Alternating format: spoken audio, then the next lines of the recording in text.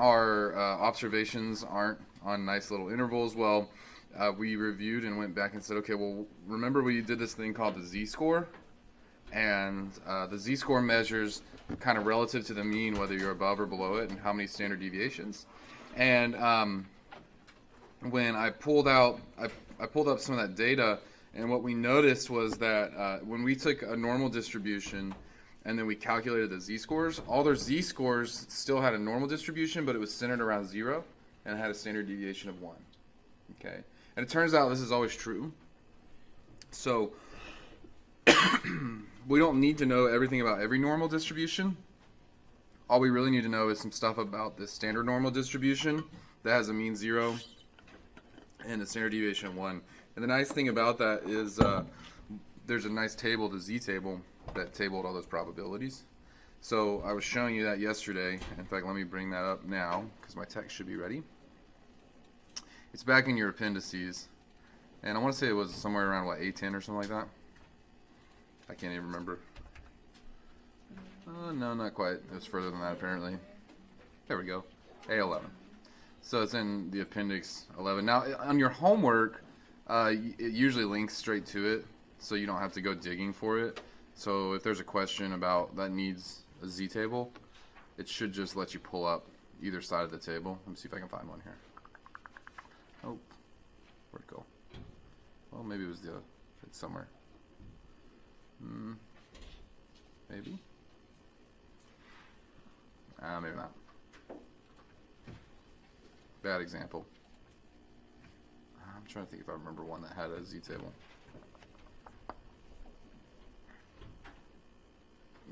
Apparently nothing's going to work right now. Okay, I give up. It does, though. You don't have to go searching through the appendices. It'll give you a link and say, hey, pull up the standard normal z-table or whatever. So anyways, but it looks like this, right? And so the whole idea is if you have a z-score you're interested in, you can actually find the probabilities or the areas below it by looking up the z-score in the z-table. So the columns here are your first decimal place. Across the rows are your second, your hundredths.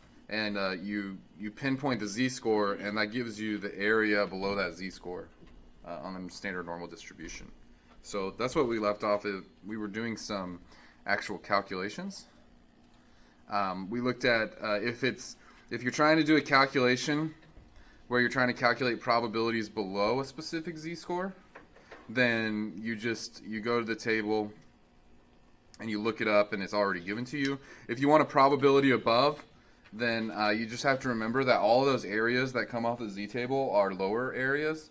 So if you want an above area, then you have to do 1 minus whatever comes off the table, right? So we looked up this z-score, got that, but then did 1 minus to get the top.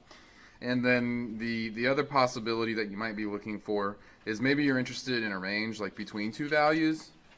And if you're trying to find the area between two values, then the key is to get the bigger area, the big area above, and then subtract off that lower tail that you don't want. So you take the big area minus the little area, and what's left will be what's left inside. Yeah? Sound vaguely familiar? If you were awake yesterday? Okay, cool. So we can also use the z-table to find percentiles. So now, as a review, right? What would be the 95th percentile? What does percentile mean? Percentile means what? Percent. It has to do with percentages, yes. If you're in the 95th percentile, say your test grade was in the 95th percentile, what does that mean? Did you do good or bad? You did good, because that means you did what?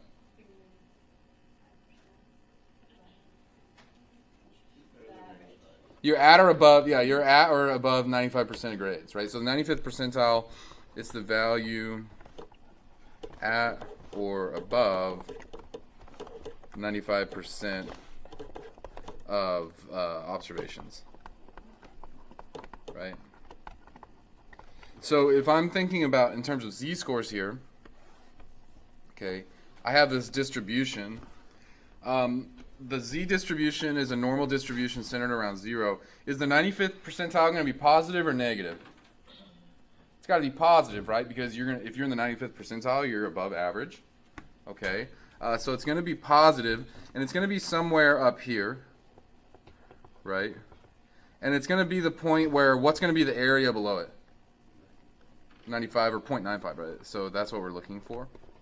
So we're looking for a cutoff such that 95% is below it. Okay? We know it's going to be positive. So how do you think we could find that?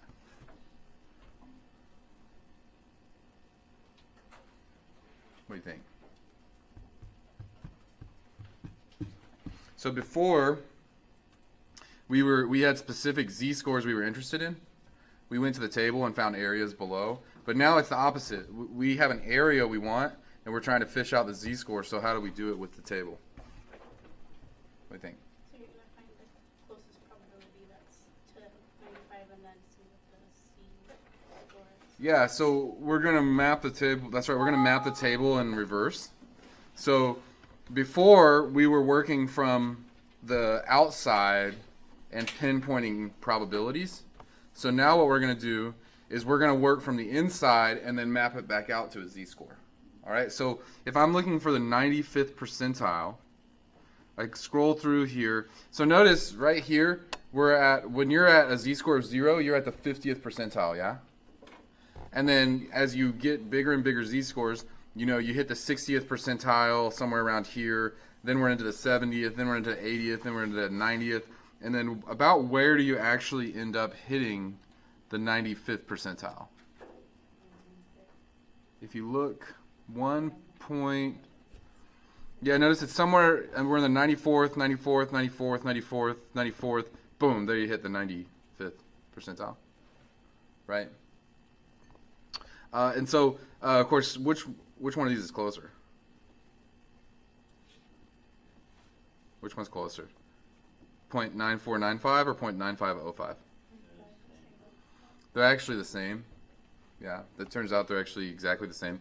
So typically what we do is we pick whichever one's closest. So like if this was closer to 95% than this, we would pick this one. But in this case, they're the same. This is sort of a unique situation. It doesn't pop up a lot, but when it does happen, what we do is we average our z-scores, is what we do.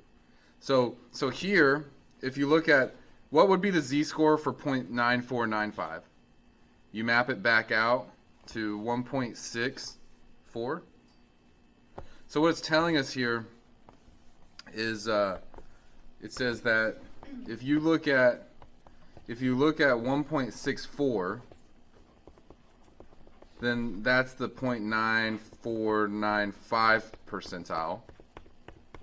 And if you bump up to 1.65, that gets you to the 0.9505 percentile, right? And since they're equally close, we're just going to average them. So then our 95th percentile is going to be the average of those two, which is going to be 1.645. Okay? So and it's only because these are equal distance. I'm going to run out of room.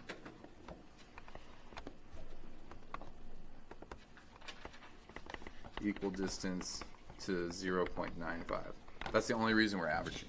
Otherwise, we would just pick whichever one was closest. All right?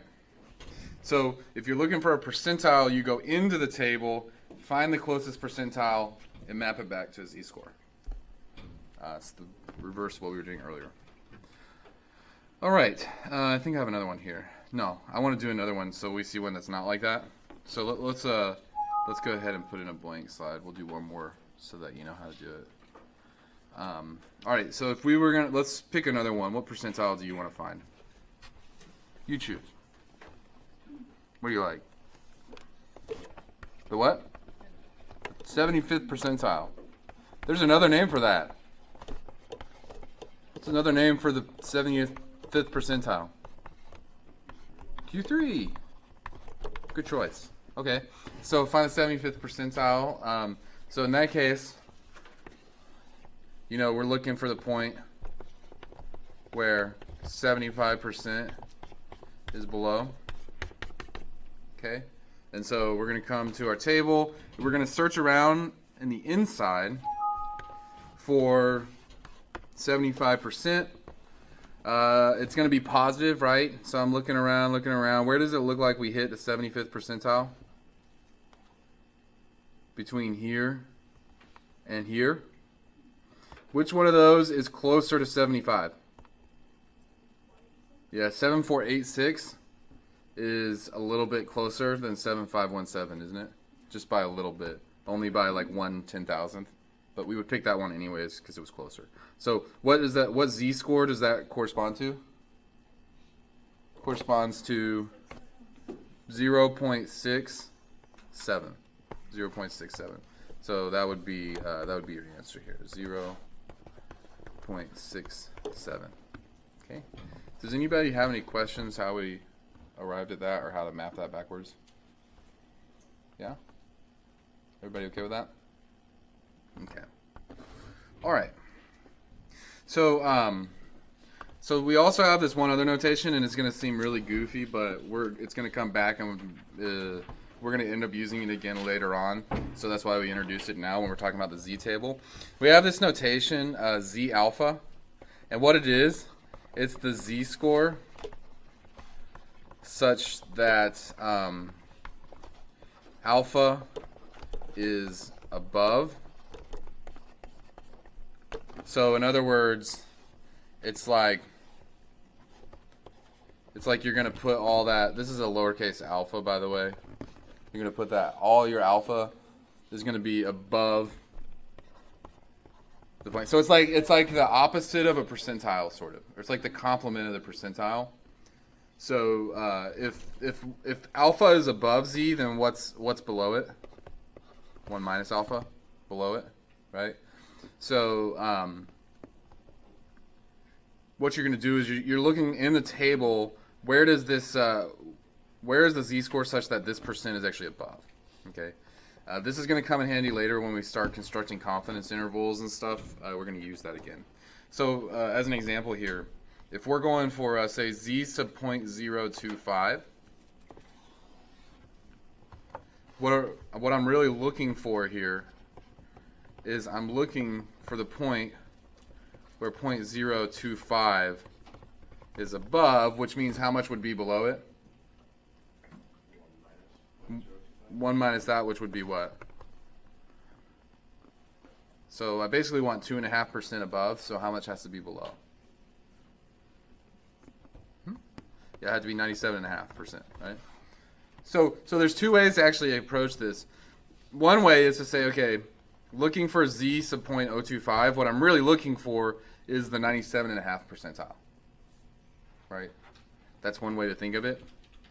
Okay, so this is one way to do it. You say, okay, I want 0.025 up here. That means 0.975 is down there.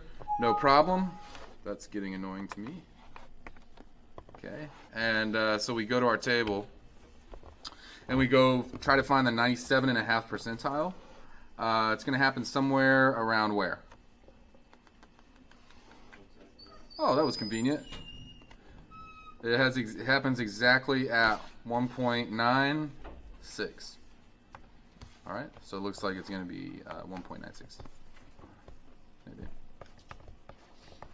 1.96. All right. Any questions on how to find that? Is there another way we could have done that? By the way, is there another way we could have found that? Oh, so if remember, okay, so remember the area under the curve has to be 1, right? So 100%. And so if 2.5% goes up here, then it has to be 97.5%. So this was derived by 1 minus 0.025. Right? You do 1 minus. Okay. But is there another way we could have done that? Could have got that result?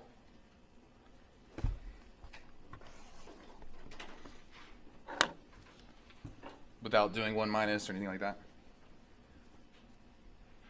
I'll give you a hint. This normal distribution is symmetric.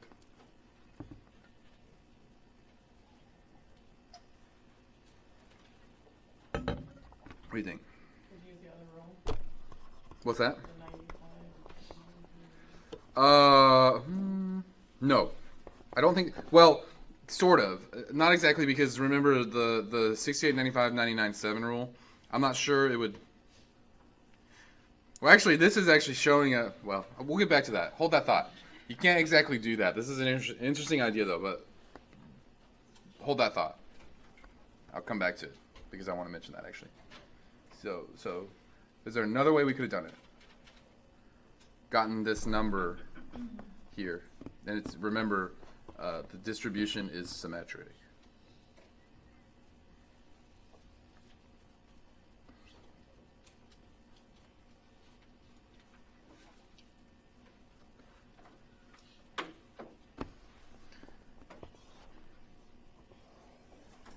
Okay, we wanted a top tail. But if it's symmetric, what should be true? If this is, since it's symmetric, shouldn't the lower tail have the same z-score, just what? Negative. Shouldn't the lower tail have the same z-score, just the negative, the opposite of it? Yeah, you can. So if you're looking for a top tail probability, you can actually just find the lower tail probability and then just negate it. And I'll show you in the slide it works. So in this case, we could just look for where 0.025 is in a z-table. So that's going to be a negative z-score. And if you scroll through, look for the 0.025, and sure enough, it happens, go to negative 1.96 right there, right? So 0.025 z-score is negative 1.96. So we could say, oh yeah, look at that. It's negative 1.96, which means that this must be 1.96. Yeah. So you can also just look. So you can actually look at the table anyways, and we could have actually done that back here when we did this example, right? So the probability of being greater than 0.36, negative 0.36, we could have alternately just looked up the probability of being below a positive 0.36, and we would have got the exact same answer. So what it does is it eliminates the need to do the whole 1 minus thing, right? Because the bottom probabilities come straight off the table. So you can always do it either way. You can either get the top tail or the bottom tail because they're symmetric, so they're going to be the same. All right, make sense? Now this is actually interesting, and it goes back to that 68, 90. You remember the 68, 95, 99.7 rule? We proposed that in a normal distribution, if you go out, say 1, 2 standard deviations from the mean, that you would have covered 0.95 of the distribution, right? That was our proposal, according to 68, 95, 99, 7. Right, that's what we used to do. But actually, it turns out this was just an approximation, because notice what we just found. If you go out 1.96 standard deviations, we just saw that this was 0.025 and this was 0.025. So what's left in the middle? If there's 2.5% down here and 2.5% up there, what's left in the middle? 95%. So do you actually have to go 2 standard deviations from the mean to get 95% of your data? Yeah, it turns out you actually don't. That was just an approximation. You actually only have to go 1.96 standard deviations above and below the mean to cover 95% of a normal distribution, if you want to get really precise, right? But the 68, 95, 99, 7 is just a lot easier to remember because, shoot, 1.96 standard deviations, that's pretty darn close to 2 standard deviations. Yeah, so the 68, 95, 97 rule, it's just a quick approximation, but not entirely accurate. Yeah. All right? Anyways, so I'm glad you brought that up. I would not have remembered to mention that. And actually, this number is going to become very interesting to us later on. 1.96 that is. And 95%. Okay. So far so good? Guys feeling okay about this? So now the thing is of course, so we know how to use the Z distribution and the Z table and Z scores. Of course, there's not very many things in life that have a normal distribution with a mean of 0 and a standard deviation of 1. Most of our data will not have that property. So what we do is we utilize the Z table. So here's how we're going to do this. Okay, so let's say that you're trying to calculate if your goal is to calculate, say, the probability that some random variable is less than a number where x has a normal distribution. Okay, so it's not standard normal, but it's normal. So it's a normal distribution, and I'm trying to calculate probabilities with it.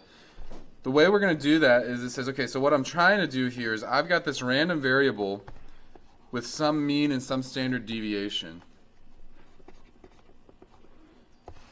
And I'm trying to figure out what's the probability that, say, the random variable is less than a. Okay. So what we do is, okay, our table's not built for this standard deviation. So what we do is we're going to calculate the z-score for that observation. And whatever that z-score comes to be, we're going to take that z-score to the z-table and calculate its probability on the z-table. So, because the probability that the observation is in this range is going to be the same as the probability of seeing a z-score in this range. So once you know the mean and standard deviation of your distribution, you say, okay, I'm interested in this observation, but obviously this distribution doesn't have a table, so we'll calculate a z-score. I'll go get the probability off the z-table, and that probability should be the same as our probability on our actual, our normal distribution. All right? So we're going to use that, so we're going to map it basically to the z-table. Go get our probability off the z-table. Okay, so I'll show you an example. All right. So, if you're looking at total cholesterol levels in men, they have a normal distribution. We saw this data the other day, yesterday actually, with a mean of 180, standard deviation 36.2. I want to know what's the probability that if you randomly select a man and measure his cholesterol level, what's the probability that it will be less than 170? That's what I want to know. Okay, so you have this distribution, this normal distribution, centered around 180, right? So 170 is right here, and I want to know the probability. So this is the probability. That's what I want to know. Okay? Of course, I don't have a table that has probabilities associated with a normal distribution with a mean of 180 and a standard deviation of 36.2. So what can we do? Yeah, so what we're going to do is we're going to get the z-score for whoever that person would be, right? So if you had a cholesterol level of 170 out of a population with a mean of 180 and a standard deviation of 36.2, what would be your z-score?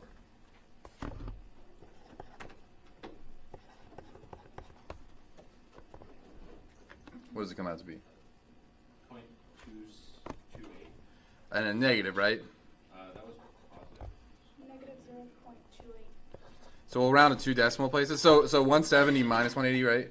So it's below. Well, 170 is below the mean. Oh, so it's negative because it's below.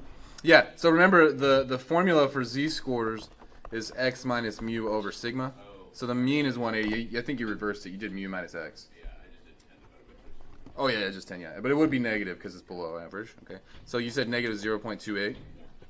Okay.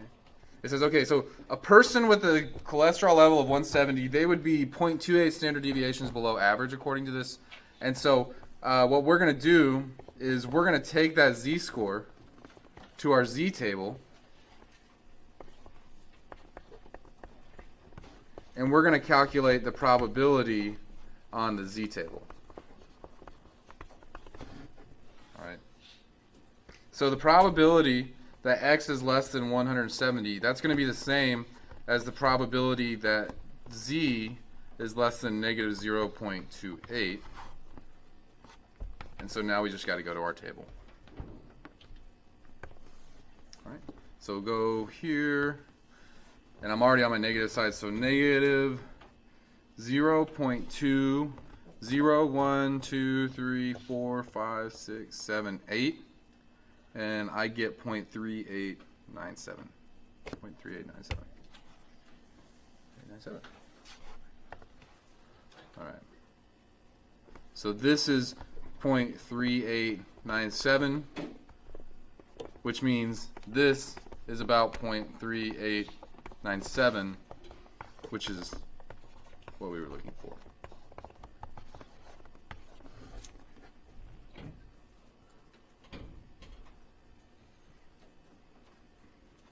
So I always draw the picture to see what probability I'm trying to calculate on the original distribution. Then you calculate the z-score for that observation. Then you take that z-score to the table, and you get the corresponding table off the corresponding probability off the z-table. Yeah? Okay, any questions about how I got this number or that number or anything like that? Any of the numbers on the page? No? Put negative 0.28. Negative 0.2. Oh, because that was the z-score from this. So, yeah, so the z-score is always observation, which is 170, minus the mean, which is 180. So it's going to be negative. Then you divide by 36.2. All right. Okay. Let's try another one. So, same data set. What if I want to know what percent of men's cholesterol are between 160 and 100 and, say, 80?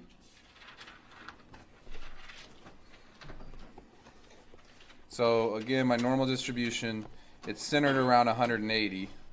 I'm interested in being between 160 and 180. That's what I'm interested in. Okay. So what do we need? What do we need to do here? So I'm looking for the probability.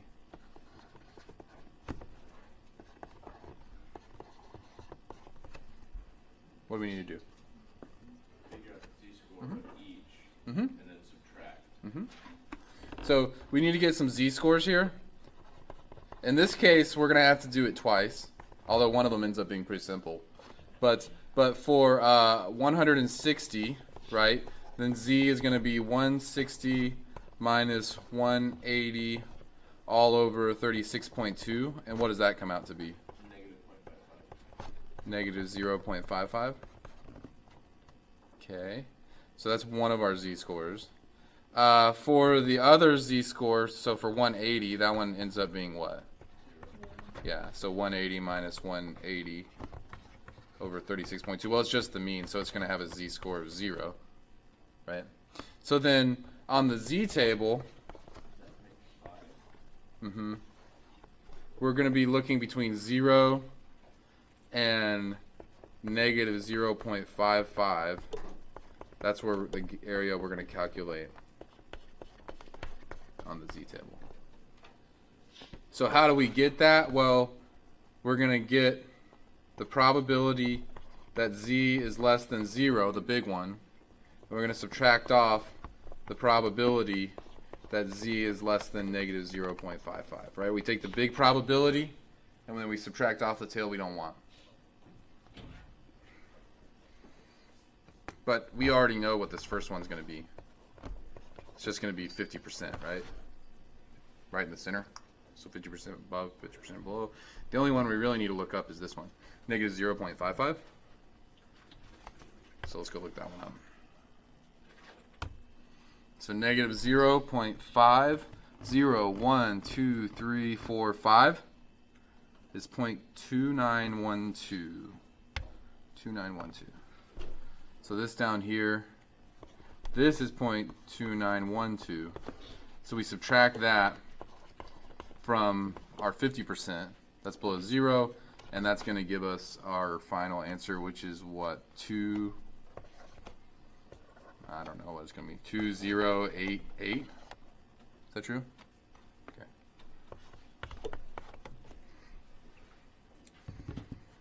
All right. So if it's an in-between, you get 2 z-scores, but then you just work on the z-table. All right. And the reason we can do that, remember, is kind of because of what we saw with those girls' heights, right? Even though their normal distribution was out-centered around 44 or something like that, or 42, when we took their z-scores, it took a normal distribution, it centered them all right around 0 with a standard deviation of 1. So these probabilities, I mean, they're not going to be exact, obviously, but they're going to be approximate. They're going to be pretty close. Okay. All right. Any questions about that one? No? Speak now or forever hold your peace, because we're moving on. Okay. There's practice problems like this, but I got a few more. All right. What if I wasn't interested in a range of values? What if I actually wanted a particular value? Like, say I wanted to know what's the 90th percentile of men's cholesterol levels. Would you look up the value of point?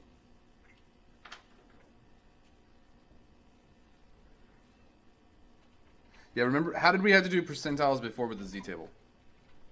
Because first we learned how to take z values and turn them into probabilities. But then to get percentiles, what do we have to do? You go inside the table, find the percentile, map it out to a z-table, a z-value. So what we're going to have to do is actually, before we were starting on our distribution with a value we were interested in and calculating its z-score and going to the z-table, now we're going to have to go the other way, right? Now we're going to have to start on the z-table, so I'll even keep it here. We're going to have to start on the z-table, and first we need to go actually find the 90th percentile. We need to go find the 90th percentile. Okay. So we're going to map this process in reverse. So 90th percentile, let's go find it. Is it going to be positive or negative? It's got to be positive, yep, because it's above 50%. It appears like the 90th percentile is around where? Right about here. So here it jumps from 8997 to 9015. Which one's closer? Yep, 8997 is closer to 90%. So it's going to be a z-score of 1.28. 1.28. So the z-score is 1.28. All right. Now, what do I do with that? Because ultimately what I'm really interested in is I want to know, I have this distribution that's centered at 180, and I want to know this. I know what the z-score would have to be to get me that observation. It would have to be 1.28. So how do I get back to my regular score? What's that? Yeah, plug it in the formula for z. So remember, the formula here is that the z-score is x minus mu over sigma. Do I know the z-score I want? Yeah, I know I need a z-score of 1.28. Do I know the value x? No, but do I know the mean? And do I know the standard deviation? Sure. Can I solve for x here? Yeah, hopefully, if you remember a little algebra. Okay, so what do you need? You multiply both sides by 36.2. That would get you x minus 180, and then what do you got to do? Add 180 to the other side.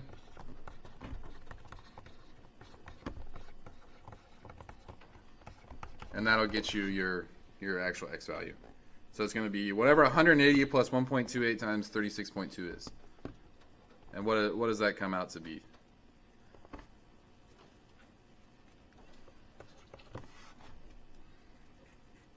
Any takers? I'm going to take a wild guess. No, I'm not. I'm going to say 127. Or 227.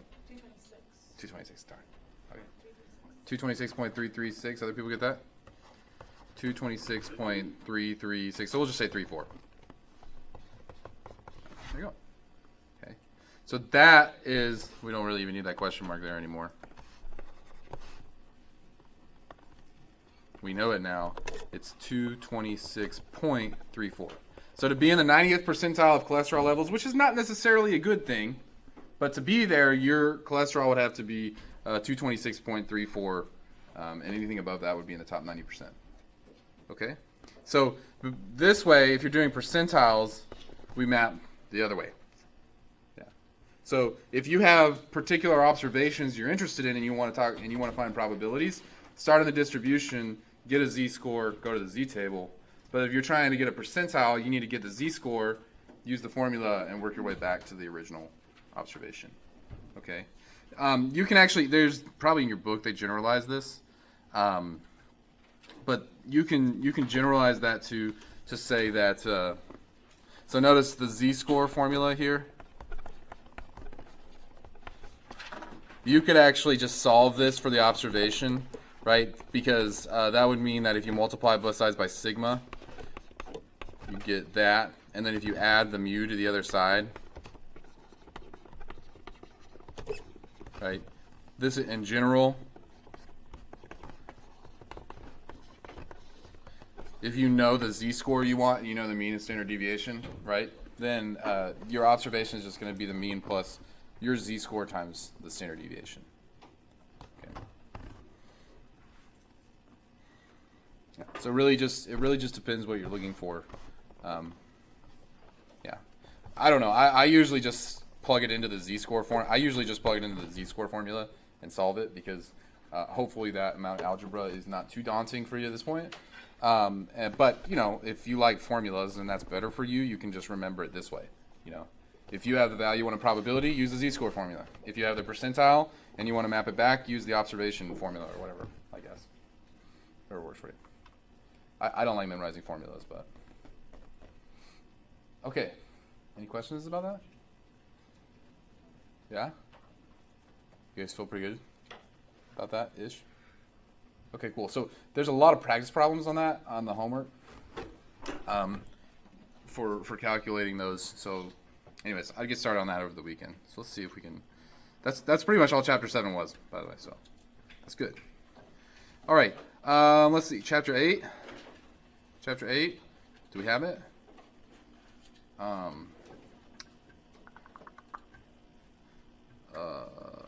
Okay.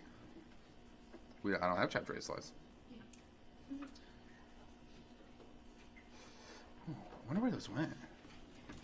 Okay, I don't know where they are, so I don't have anything to talk about right now. I mean, I have something I can talk about, but we'll wait. So.